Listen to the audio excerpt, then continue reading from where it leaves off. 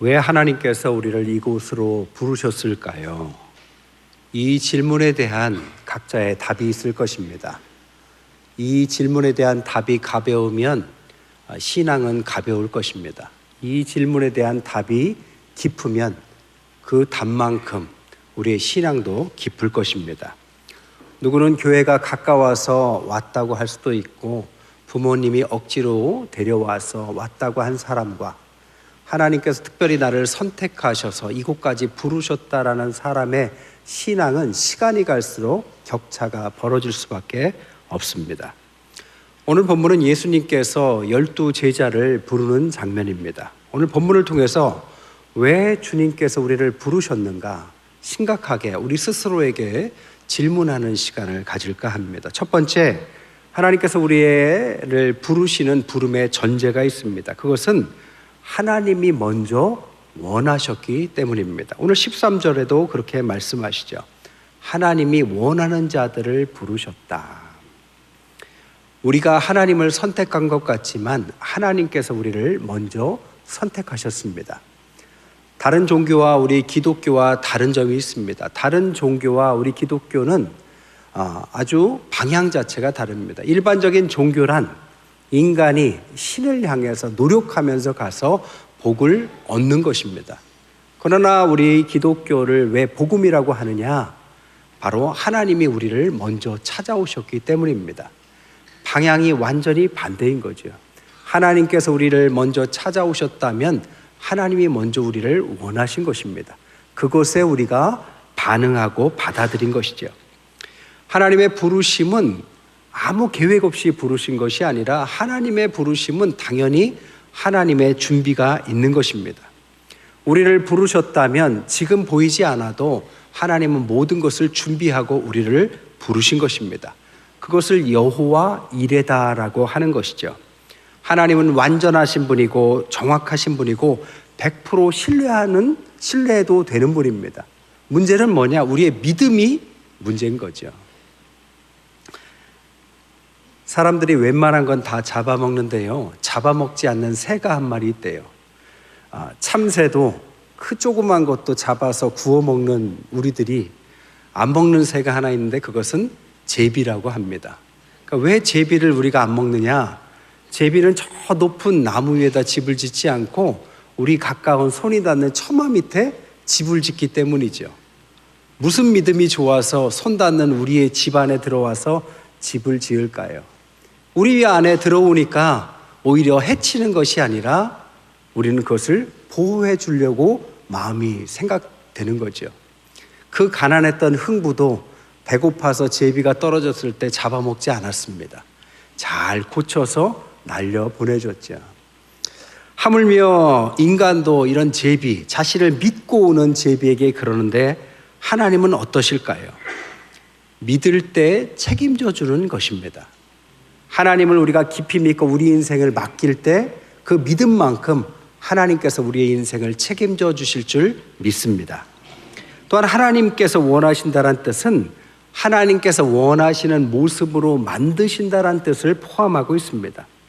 모세는 어려서부터 하나님의 부름을 받았지만 40세에는 쓰임받지 못했습니다.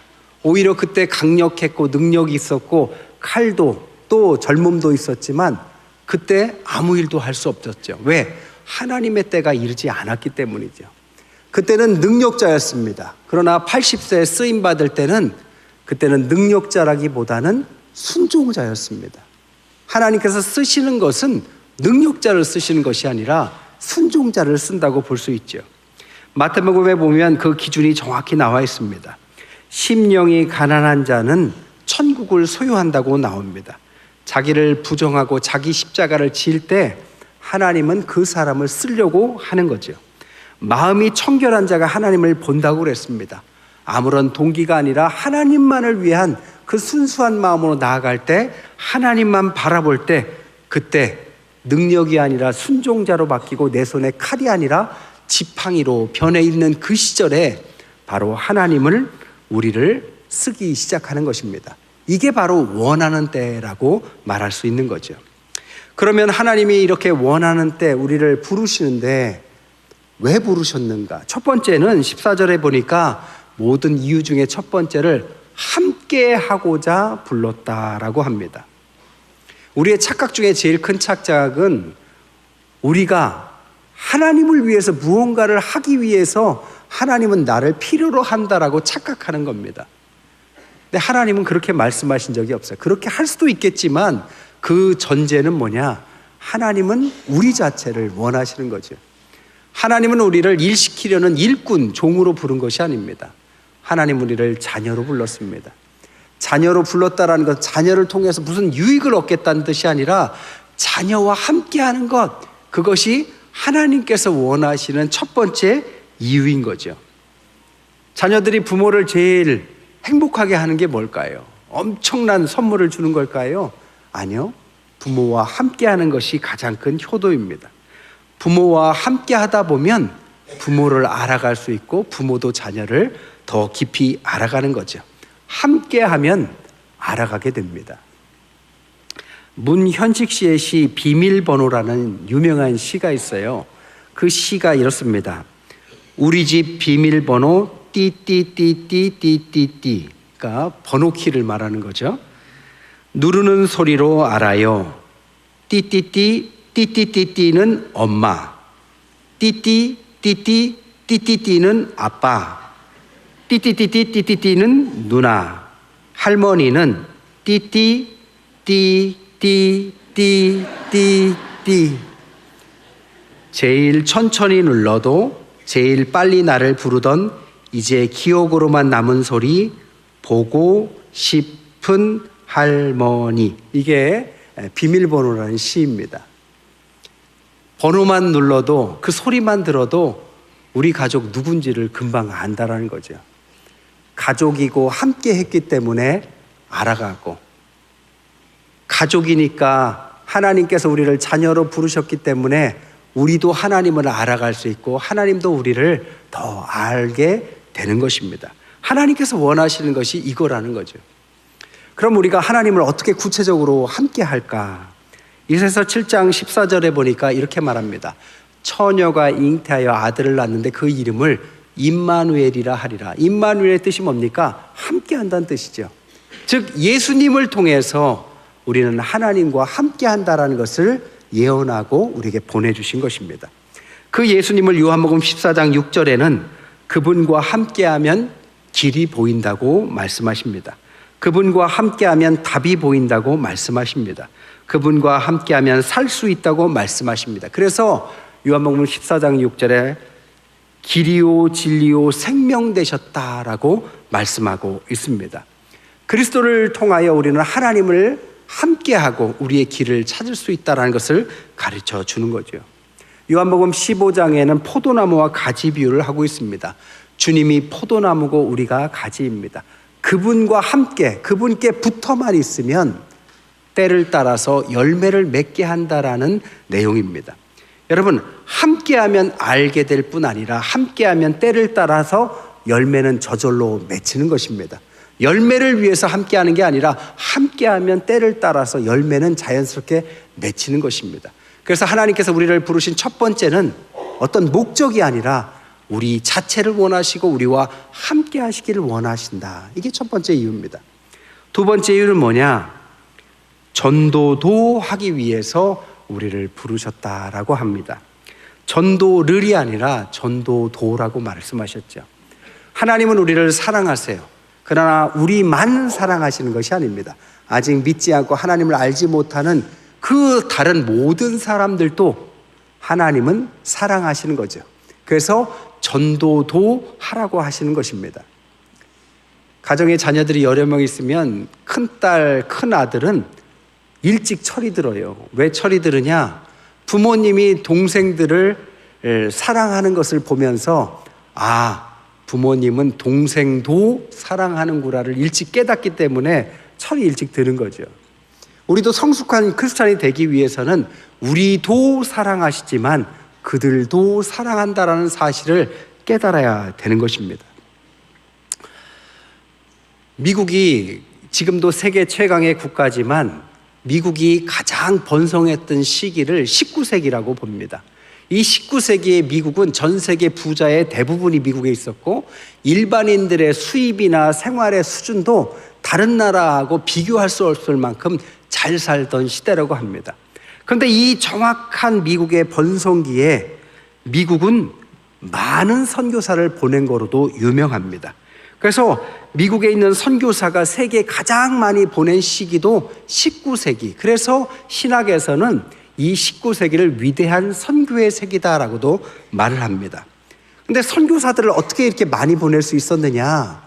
교단에서 그냥 당신 가시오 한 것이 아닙니다. 그 시작은 학생들로부터 시작했어요. 대학에서 아이들이 함께 기도하다가 마음이 뜨거워져요. 그러면서 함께 그 기도 모임이 커집니다. 그래서 연합 집회를 하게 됩니다. 그래서 1885년에 헐몬산에서 대학교에 신앙을 대표하는 아이들 251명이 모여서 헐몬산 학생 수양회라는 것을 한 달간 개최를 해요. 한 달간 개최하는데 그 당시에 설교자가 누구냐? 그 유명한 무디 목사님이셨습니다. 한 달간 성경을 통해서 하나님이 우리를 왜 보내셨고 너희들이 왜 이 지구상에서 가장 잘 사는 나라에 사는지를 이유를 찾아보라는 것을 한 달 동안 말씀을 전파합니다. 그리고 그들의 마음이 뜨거워져요. 그래서 251명 중에 100명이 선교사로 서약을 하게 됩니다. 이후에 이들을 중심으로 각 대학에 아이들이 흩어지면서 기도와 성경 공부 모임이 커집니다. 학생 2106명이 그 이후에 선교사를 서약하게 되고 이들이 조직을 만든 것이 학생들이 자발적으로 만들었다 해서 스튜던트 볼런티어 무브먼트라고 부릅니다. 한마디로 말하면 번역하자면 학생 자발 자원 운동. 이게 신학에서 아주 중요한 기점이 됩니다. 누가 시킨 게 아니에요. 학생들이 자발적으로 기도하면서 선교사를 파송하겠다고 스스로 다짐하고 결단을 하고 파송한 운동을 SVM, 학생 자원 운동이라고 합니다. 그들은 이렇게 말했어요. 모두 가야 한다. 모든 곳으로. 이게 그들의 표였고 우리 세대의 세상을 복음화하자. 이런 원대한 꿈을 가지고 1890년부터 거의 30년 가까이 이 운동을 이어갔습니다. 처음에 1000명 이하였던 선교사들이 9000명 이상으로 늘어났고 1945년에는 25,500명의 선교사로 늘어가서 온 세계의 선교사가 퍼지게 만드는 계기가 됐다고 합니다. 그런데 그 시절이 정확하게 미국이 가장 부강했고 축복하셨던 시절하고 동일하다는 거죠. 여러분, 그런데 이 SVM 운동이 여러분 우리나라에도 일어났죠. 우리 주변에서 일어났습니다. 학생 기도 불시 운동. 제가 볼 때는 SVM하고 똑같아요. 학생들이 누가 시켜서가 아니라 스스로 기도 모임을 만들고 볼런티어, 자원해서 학교마다 기도 운동을 하고 있습니다. 아이들이, 그것도 중고등 학교 아이들이 교회 오기도 싫다고 생각했던 그 아이들이 오히려 학교에서 그 운동을 지금 이 시대에, 그것도 한국에, 그것도 대전에, 그것도 우리 교회를 중심으로 지금 일어나고 있다는 겁니다. 대전에 150개의 학교 중에서 이 운동이 일어난 지 지금 3년이 채 안 됐는데 50개의 학교에서 지금 기도 모임이 시작됐어요. 별로 놀랍지도 않으신가 봐요. 네. 아이들이 자발적으로. 어떤 여학교에서는요, 몇 명으로 시작했는데 요즘 기도 모임에 50명 가까이 모인대요. 요즘 시대에 이런 일이 일어나고 있습니다. 이 일이 오늘 우리 시대에 바로 우리 교회를 중심으로 일어난다는데 저는 무한한 자부심을 느낍니다. 오늘 아이들, 우리 청소년부가 같이 참석했어요. 쟤네 우습게 보지 마세요. 지금 우리도 못하는 전도를 하고 기도를 하는 아이들입니다. 박수 한번 할까요?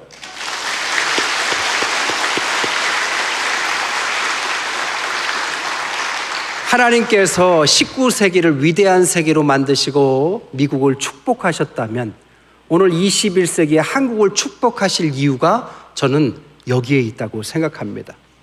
자기의 혼자의 신앙이 아니라 순수한 마음으로 흩어져서 기도하는 아이들의 기도, 하나님께서 얼마나 기뻐하실까요? 어른도 하지 못하는 연합사업을 너무 능숙하게 잘하고 있습니다. 누가 더 낫다 모자라다가 아니라 연합하고 더 커지려고 하고 중보하고 우리가 하지 못하는 수준으로 성장하고 있습니다. 저는 한국의 기독교가 밝다고 생각해요. 또한 세 번째 우리를 부르신 이유는 뭐냐? 귀신을 내어 쫓는 권능을 주시기 위해서다라고 말합니다. 말세의 징조에 대해서 성경은 정확하게 설명하고 있습니다. 디모데후서 3장에는 개인에 관해서, 마태복음 25장에는 교회에 관해서, 마태복음 24장에는 시대에 관한 징조를 주셨어요. 개인에 관해서는 경건의 모양은 있지만 능력은 없고 자기를 사랑할 거다. 이게 말세란 겁니다. 오늘날 그렇죠. 교회에 관해서는 모이기를 패하고 등은 있지만 기름은 없다. 오늘날 그렇습니다. 또 시대에 관해서는 전쟁과 기근과 지진이 있을 것이다. 오늘날 정확하게 이런 일이 일어나고 있습니다. 말세죠. 이 말세의 징조들, 이 배우가 누굴까요? 하나님의 반대편에 서 있는 당연히 귀신과 사단이겠죠. 여러분, 사단이 오늘날 우리에게 어떻게 공격할까요? 많은 방법으로 공격하겠지만 그것에 관한 가장 중요한 힌트 하나가 1968년도 실험에 있었습니다. 1968년도 정신건강연구소 존 카룰이라는 박사가 이런 실험을 했습니다. 2m 박스를 크게 만들고 거기에 아주 쥐들을 편안하게 살 수 있는 쥐의 낙원을 만들어 봤어요. 2m, 직경 2m 사방으로요. 그곳에는 먹을 것이 충분했고 물도 충분했고 천적은 가까이 하지 못하게 했고 말 그대로 쥐가 낙원처럼 살 수 있는 곳을 만들어 놨습니다. 그리고 계산상으로는 그 공간에서 3,800마리까지 쥐들이 번성할 수 있도록 계산해 놨습니다. 그래서 한 쌍을 집어넣었어요. 기하급수적으로 늘더랍니다. 근데 3,800마리까지 살 수 있는 공간인데 2,200마리까지 살더니 스스로 자멸하더라는 겁니다. 그래서 그 이유를 찾아본 거죠. 그 첫 번째 이유가 뭐냐? 쥐들도 경쟁을 하더래요. 강한 쥐가 있고 약한 쥐가 있는데 강한 쥐가 더 넓은 공간을 차지하기 위해서 약한 쥐를 공격하더라는 겁니다. 그래서 약한 쥐는 작은 공간을 차지하고 강한 쥐는 넓은 공간을 차지하더래요. 그렇게 시간이 흐르니까 약한 쥐들이 있는 공간에는 출산을 해도 그 어린 쥐들을 키울 수가 없으니까 출산율이 떨어지더랍니다.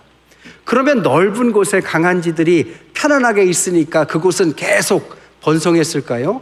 그렇지 않더래요. 넓은 곳에서 편안하게 있었던 강한 쥐들은 어느 날 타락하기 시작하더니 쥐들도 동성애를 하기 시작하더랍니다.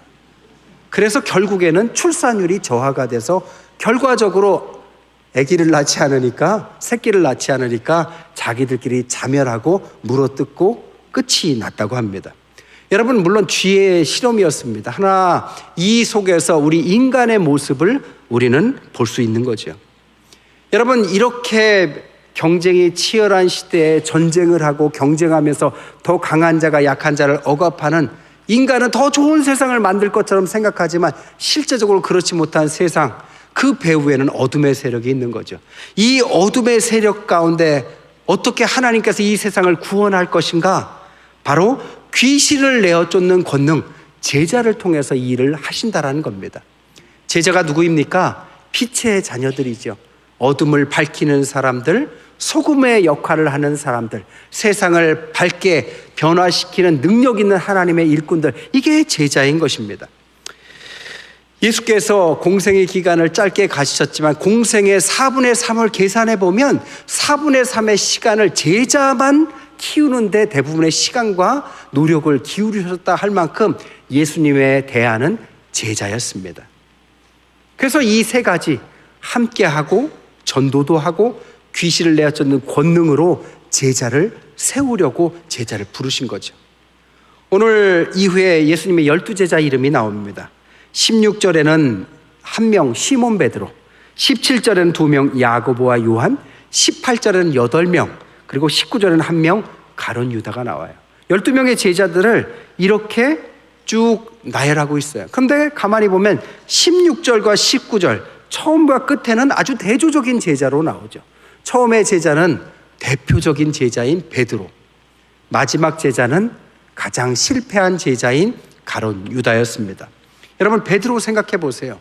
주님께서 부르신 그 부름에 어떻게 응답하셨는지. 함께, 베드로는 주님과 가장 함께 했습니다. 뭘 보면 알 수 있느냐? 오늘 16절, 17절을 보면 그 이름 말고도 애칭을 표현하고 있어요. 베드로의 원래 이름은 시몬이었습니다. 그런데 너는 반석이라, 이 페트라에서 베드로라는 이름이 나온 거죠. 그러니까 베드로라는 별칭을 주시고, 그리고 17절에 야고보와 요한에게는 보아너게, 우리의 아들이라는 별칭을 주세요. 그러니까 애칭은 언제 주느냐? 가깝고 친밀할 때 주는 거죠. 그러니까 그들은 코어 멤버였고 어디나 데리고 다녔고, 이 제자들만큼은 하나님과 함께 했던 예수님의 진짜 제자들이었습니다. 또한 전도도 하라고 그랬죠. 마태복음 16장 16절에 주는 그리스도시요 살아계신 하나님의 아들이라 그랬더니 18절에 너는 베드로라, 내 반석 위에 교회를 세우겠다. 교회가 무슨 공간입니까? 전도하는 공간이죠. 또한 귀신을 내어쫓는 권능을 위해서 마태복음 16장 18절에 음부의 권세가 이기지 못할 것이다. 베드로는 그래서 부름에 정확하게 응답한 아주 대표적인 제자로 성장한 것입니다. 반면에 가룟 유다를 생각해 보세요. 그는 예수님과 항상 함께 했지만 그의 마음과 뜻은 예수님과 함께 하지 못했습니다. 그는 당연히 애칭도 별칭도 없어요. 근데 그를 뜻하는 설명은 있습니다. 19절에 보니까 또 가룟 유다니 이는 예수를 판 자더라. 별칭이 아니라 그는 객관적으로 이놈은 그의 스승이자 메시아를 팔았던 나쁜 놈이다. 이런 표현이 성경에 있다는 겁니다. 그리고 마태복음 26장 24절에 그 사람은 차라리 태어나지 아니하였더라면 제게 좋을 뻔하였느니라. 이 얼마나 비참한 인생일까요? 또한 귀신을 내어쫓는 권능을 주셨는데 그의 삶을 보십시오. 요한복음 14장 2절에 보니까 마귀가 벌써 시몬의 아들 가룟 유다의 마음에 예수를 팔려는 생각을 넣었다. 귀신을 쫓기는 고사하고 귀신에 의해서 생각을 갖고 예수님을 팔려는 일에 앞장서는 사람이 됐다는 것입니다. 가장 좋은 그 수많은 사람 중에 12명의 제자 가운데 들었지만 결국에는 그는 제자에서 탈락하고 그 자리를 마띠아가 교체하게 되는 거죠. 말씀을 정리할게요. 하나님은 우리를 제자로 부르셨습니다. 그러나 베드로가 될 수도 가룟 유다가 될 수도 있습니다. 이 시대에 주님은 함께하고자 전도도 하고 귀신을 내어쫓는 권능을 주시고 주님을 통하여 이 땅에 정말 어둠을 몰아내고 하나님의 나라를 확장하기 위하여 우리를 불렀습니다. 하나님의 그 부름에 여러분 어떤 응답을 하실 것입니까? 그 부름에 어떤 응답을 하느냐에 따라서 여러분의 미래가 달라질 것이고 그 선택에 따라서 하나님께서 여러분을 통하여 어떤 삶을 주실지 그것을 깊이 고민하며 성찬받는 10월 되시기를 주님의 이름으로 간절히 축원드립니다.